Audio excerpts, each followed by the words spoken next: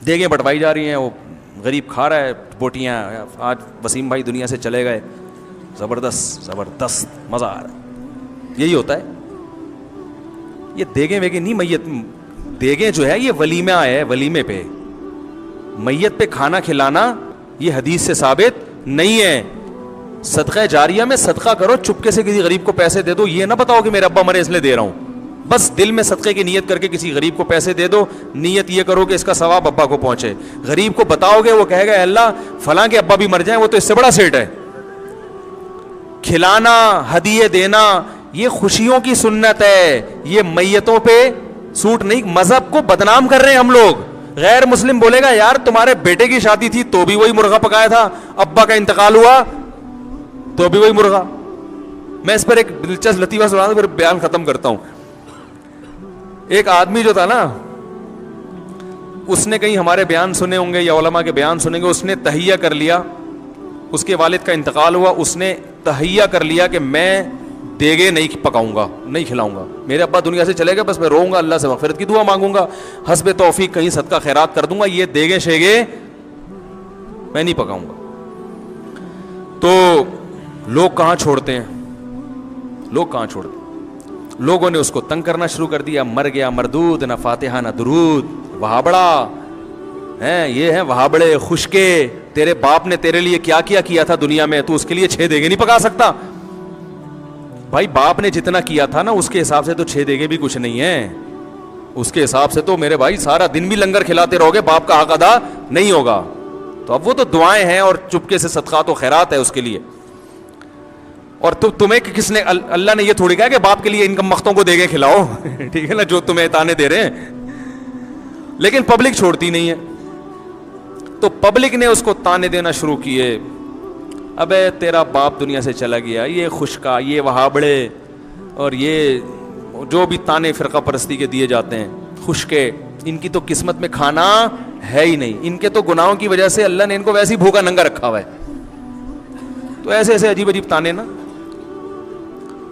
تو وہ بیچارہ تانوں, سب تانے تو انسان پہ اثر ہوتے ہیں. تو اس نے ایک چال چلی, اس نے بولا بھائی ٹھیک ہے لوگ مجھے کنجوس کہہ رہے ہیں نا, تو میں اس کنجوسی کے تانے کو بھی دور کروں گا, لیکن انہوں نے جو مجھے اذیت دی ہے نا اس کا بھی جواب دوں گا. اس نے تیجے پہ بلا لیا سب کو, بولا آ جاؤ بھائی لنگر ہے. اب ہمارا تو اپنا اسٹائل ہے نا, پھر اس کا یہ والا اسٹائل نہیں تھا. اگر وہ مجھ سے پوچھ کے جاتا نا تو پھر اور زیادہ لوگوں کو ذلیل کر سکتا تھا وہ, میں اس کو بتاتا اس طرح کرو. لیکن خیر اس نے کیا کیا, اس نے پبلک کو بلا لیا, جو جو تانے دے رہے تھے بلا لیا سب کو. مرغے شرغے پکائے, بڑی لش پش قسم کی قورمہ بریانی پلیٹیں لوگوں کے سامنے رکھ دیں. اب لوگ ایک دم جیسے ہی کھانے کے لیے لوگوں نے نوالا ڈالا ہے نا برتن میں, وہ روٹی کا لقمہ اور بوٹیاں اٹھائی ہیں منہ کے قریب لے کر آئے, اس نے کہا ایک دم اسٹاپ, 1 سیکنڈ میری بات سن لیں. لوگوں نے کہا جلدی بتاؤ بھائی, میت کو عذاب ہو رہا ہے نا قبر میں. یہی جذبہ ہوگا لوگوں کا, میت کو کیا ہو رہا ہے, کچھ ایسا ہوا نہیں ہے میں اپنی طرف سے, لیکن جذبات یہی ہوتے ہیں لوگوں کے کہ بھائی میت کو کیا ہو رہا ہے, عذاب ہو رہا ہے, ہم یہ جب کھائیں گے تو وہ عذاب وہاں سے, یہی مطلب ہے نا کھلانے کا.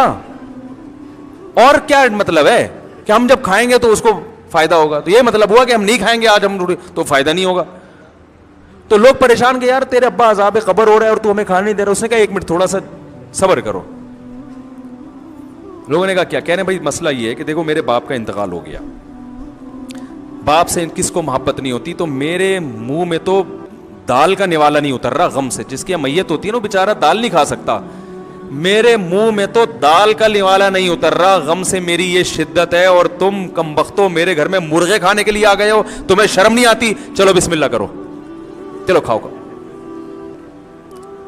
لوگوں نے کہا کمبخت اب ہمیں کھانے کے قابل. دوبارہ سناتا ہوں دوبارہ. یہی ہوتا ہے جب آپ کسی کی میت پہ دیکھ پکائیں نا تو بالکل اسی طرح اسٹائل میں کہا کریں ان کو, بالکل یہی اسٹائل ہونا چاہیے. بلکہ ایک اور موقع پہ یہ اسٹائل ہونا چاہیے, وہ بھی میں بتا رہا ہوں. یہ پھر میں نے نسخہ ہر جگہ فٹ کیا ہے.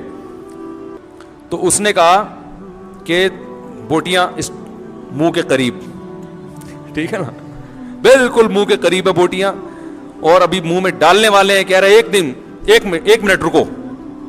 کہہ رہے بھائی کیا مسئلہ ہے, کہہ رہے بھائی مسئلہ یہ ہے کہ میرے باپ کا انتقال ہو گیا, غم سے میری حالت نڈھال, میرے گھر میں رونا دھونا چل رہا ہے, مجھ سے تو مسور کی دال بھی حلق میں نہیں اتر رہی, اور تم میرے گھر بیٹھ کے مرغے کھانے آ گئے ہو, تمہیں شرم نہیں آتی؟ چلو بسم اللہ کرو, کھاؤ. ہمارے حضرت یہ واقعہ بیان کر کے فرمایا کرتے تھے, اس زمانے میں لوگوں میں تھوڑی سی غیرت تھی تو وہ رک گئے کہ یار کمبخت تو نے ہمیں کھانے کے قابل چھوڑا کا ہے. فرمایا آج اگر کوئی ایسا کرے لوگ کہیں گے تو جو مرضی کہہ دے ہمیں, ہم کھائے بغیر نہیں جائیں گے. سمجھ رہے؟ فرمایا کہ اگر وہ روکنے کے بجائے جا کے لوگوں کے منہ سے نوالا چھیننا شروع کر دے, لوگ انگلیاں چبا کے کھا جائیں گے, یہ سالے ثواب کے لیے. کہیں گے کوئی بات نہیں, یہ بھی سنت ہے, کھا جاؤ اس کو. انگلیاں چبا کے کھا جائیں گے, وہ چھوڑیں گے نہیں. وہ کہیں گے بھائی کوئی مسئلہ نہیں. پھر ہمارے ساتھ واقعہ سناتے تھے کہ ایک آدمی کی عادت تھی کہ وہ کوئی بھی نہاری کھا رہا ہوتا تھا نا بنس روڈ میں, وہ بڑی مشہور نہاری تھی بنس روڈ کی, اب بھی ہے, تو وہاں سے نہاری پورے کراچی میں اس بہت زیادہ پھیلی ہے. تو وہ بچپن میں وہ بڑی مشہور تھی. تو حضرت فرماتے تھے جو بھی نہاری کھا رہا ہوتا تھا, ایک بندہ جاتا تھا, اس کو تھوڑا سا نا وہاں ساتھ بیٹھ کے تھوڑا سا اس کی پلیٹ میں نیمبو ڈال دیا, اپنی طرف سے لیمو. تو انسان پھر اب آپ نے کسی کا اکرام کیا ہو, تھوڑا سا نیمبو نچوڑ دیا ہو, تو اگلا پھر مروت میں آتا ہے, وہ کہتا ہے چلیں جی بسم اللہ کریں, آپ بھی کھا لیں. تو کہتا ہے چلو میں نے نیمبو بھی ڈال دیا تو میں بھی کھا لیتا ہوں. تو وہ اکثر یہ کیا کرتا تھا کہ جا کے نیمبو نچوڑتا اور ساتھ میں کھانے میں شریک ہو جاتا. لوگ مروت میں شرم نے منع نہیں کر پاتے تھے. ایک دن ایک آدمی نے کہا اس کو میں تھپڑ لگاؤں گا نا, یہ میرے ساتھ ہی حرکت کرے گا. تو اس نے نیمبو نچوڑا ہے اور جیسے ہی کھانا شروع کیا اس نے کھینچ کے ایک تھپڑ لگایا. تو یہ کہتے ہیں میری ماں بھی مجھے ایسی تھپڑ مار مار کے کھلایا کرتی تھی, کوئی بات نہیں اور مار, ٹھیک ہے نا. تو غیرت جب بالکل ختم ہو جائے تو پھر کوئی دلیل